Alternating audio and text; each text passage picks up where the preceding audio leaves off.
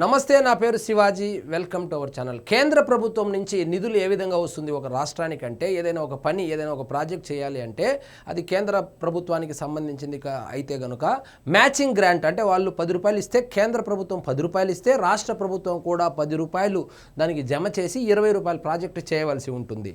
కానీ జగన్మోహన్ రెడ్డి గారు ముఖ్యమంత్రిగా ఉన్నప్పుడు మ్యాచింగ్ గ్రాంట్ అనే మాటే లేదు. ఎందుకంటే ఇక్కడికి గ్రాంటే లేకపోయినప్పుడు ఇంకా మ్యాచింగ్ గ్రాంట్ ఏమి చేస్తాడు? ఏం వచ్చినా బటన్ల కింద నొక్కడం, వాళ్ళ క్యాడర్కి బటన్లు నొక్కడం. సో కేవలం బటన్లు నొక్కడం మాత్రమే ముఖ్యమంత్రి యొక్క దాన్ని ఏమంటారు రోల్స్ అండ్ రెస్పాన్సిబిలిటీస్ అన్నట్లు జగన్మోహన్ రెడ్డి గారు బటన్లు నొక్కారు. ఓటర్లు బాగా బటన్ నొక్కారు కాబట్టి ఆ ప్రతిపక్ష హోదా కూడా పోయింది. అది వేరే విషయము. సో ఇప్పుడు మన ఆంధ్రప్రదేశ్ పంట పండింది. ఏంటంటే ముఖ్యంగా ఆంధ్రప్రదేశ్లో గెలిచినటువంటి ఎమ్మెల్యేలు ఎన్డీఏ ప్రభుత్వం ఏదైతే ఉందో, ఇప్పుడు ఉన్నటువంటి ఎన్డీఏ ప్రభుత్వం ఏర్పడడానికి కీలకం కాబట్టి, సో ఆంధ్రప్రదేశ్కు సంబంధించి ఎటువంటి ఇది లేకుండా వీళ్ళు అడిగినటువంటి ప్రతి ఒక్కటి కేంద్ర ప్రభుత్వం అయితే పూర్తి సహాయ సహకారాలు అందిస్తూ ఉంది. ఈ విషయాన్ని చంద్రబాబు నాయుడు గారు చాలా సార్లు ప్రస్తావించడం కూడా జరిగింది. అందులో భాగంగా మరొక బంపర్ ఆఫర్ అయితే ఇవ్వడం జరిగింది. జల్ జీవన్ మిషన్ కింద ఏపీకి 13,000 కోట్ల రూపాయలు ఇవ్వబోతున్నారు. ఈ జల్ జీవన్ మిషన్ యొక్క ముఖ్య ఉద్దేశం ఏంటంటే ప్రతి ఇంటికి స్వచ్ఛమైన త్రాగునీరు అంటే తాగడానికి నీళ్లు కుళాయి ద్వారా అందించడాన్ని ఈ జల్ జీవన్ మిషన్ యొక్క ముఖ్య ఉద్దేశము.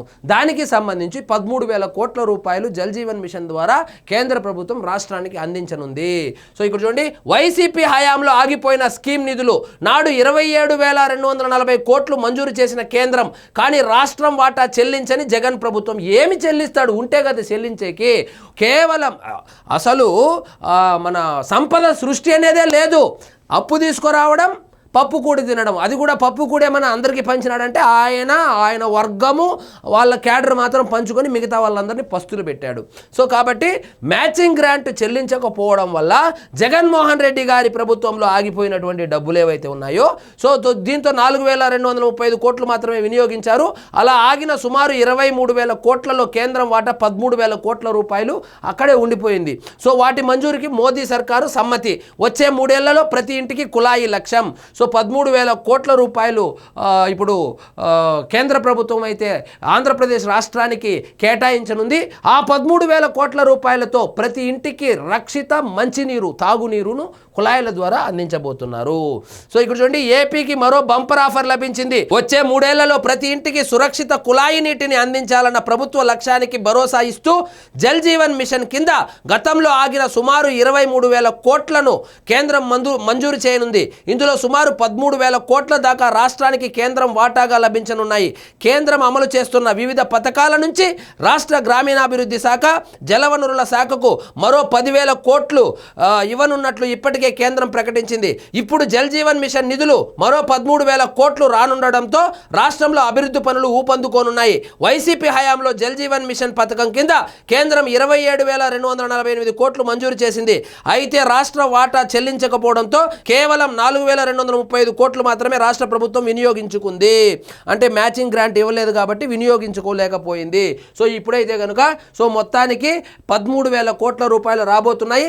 రక్షిత మంచినీరు, తాగునీరు కుళాయిల ద్వారా ప్రతి ఇంటికి అందించడమే లక్ష్యంగా కూటమి ప్రభుత్వం ముందుకెళ్తా ఉంది. సీమ పంట పండింది.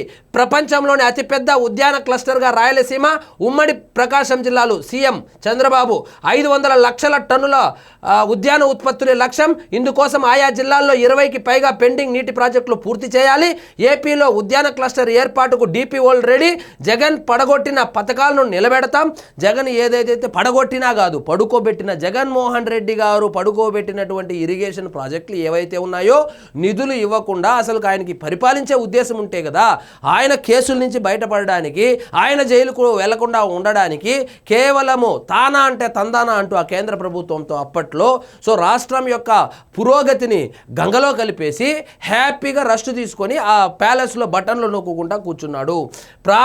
ప్రాతిపదిన పూర్తి చేస్తాం. వెలుగొండ పథకాన్ని ఏడాదే పూర్తి చేయాలి. కొట్టుకుపోయిన సొంత జగన్మోహన్ రెడ్డి గారి సొంత జిల్లా అప్పట్లో ఉమ్మడి కడప జిల్లాకు సంబంధించినటువంటి అన్నమయ్య డ్యామ్ కొట్టుకుపోతే కూడా దిక్కు దివానం లేదు. అన్నమయ్య డ్యామ్ ఒకటే కాదు, ఏ ఇరిగేషన్ ప్రాజెక్టుకు సంబంధించినటువంటి కనీసం ఆ గ్రీస్ కూడా పోయలేదు వీళ్ళు.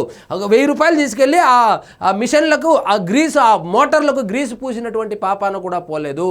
సో సొంత జిల్లాలో అన్నమయ్య డ్యామే కొట్టుకొని పోతే కూడా ఇసుక అక్రమార్కులు ఎవరైతే ఉన్నారో ఇసుక తోలుకొని పోతే సొంత జిల్లాలో ఇసుక తోలుకొని పోవడం వల్ల కొట్టుకుపోయినటువంటి అన్నమయ్య డ్యామ్ ఏదైతే ఉందో దాన్ని కూడా పట్టించుకున్నటువంటి పాపాన పోలేదు. అక్కడ బాధితులు ఎవరైతే ఉన్నారో వాళ్ళకు ₹1 కూడా ఇచ్చినటువంటి పాపాన పోలేదు. గాలేరి నగిరి ద్వారా కడప కోడూరు వరకు నీళ్లు, గ్రామీణ రోడ్లు, లాజిస్టిక్ అభివృద్ధికి దృష్టి, ఆర్థిక జలవనరులు, వ్యవసాయం, R&B, పోర్టుల శాఖలతో సమీక్ష. నిన్న చంద్రబాబు నాయుడు గారు అయితే సమీక్ష నిర్వహించారు. ఆ సమీక్షలో ఈ క్రింది శాఖలు ఏవైతే ఉన్నాయో ఆర్థిక, జలవనరులు, వ్యవసాయము, R&B, పోర్టుల శాఖతో ఆయన సమీక్ష కూడా నిర్వహించడం జరిగింది. సో కేంద్ర ప్రభుత్వం అయితే గుడ్ న్యూస్ చెప్పింది. అదేంటంటే 13,000 కోట్ల రూపాయలు ఆంధ్రప్రదేశ్కి ఇవ్వనుంది. సో దాని ద్వారా రక్షిత మంచినీరు, ఇంటింటికి కుళాయి ద్వారా రక్షిత మంచినీరునైతే పంపిణీ చేయబోతున్నారు. అదేవిధంగా ఫిబ్రవరి 1వ తారీఖున ప్రవేశపెట్టబోతున్నటువంటి బడ్జెట్లో కూడా ఆంధ్రప్రదేశ్కి సింహభాగం వచ్చే విధంగా, సో ఆంధ్రప్రదేశ్కు గతంలో లేని విధంగా ఎక్కువ ప్రియారిటీ ఇచ్చే విధంగా కూడా ఈ బడ్జెట్ ఉండబోతుంది అనేటువంటి ఊహాగానాలు కూడా వినిపిస్తూ ఉన్నాయి. మరి చూద్దాం బడ్జెట్ సమావేశాల్లో తర్వాత ఆంధ్రప్రదేశ్కి ఏమి వస్తుంది అనేది తెలియాలంటే వేచి చూడాల్సిందే. సో ఇదండి ఈరోజు మన టాపిక్. మీకు ఈ వీడియో నచ్చినట్లయితే లైక్ చేయండి, షేర్ చేయండి, ఛానల్ మాత్రం సబ్స్క్రైబ్ చేసుకోవడం మర్చిపోవద్దు.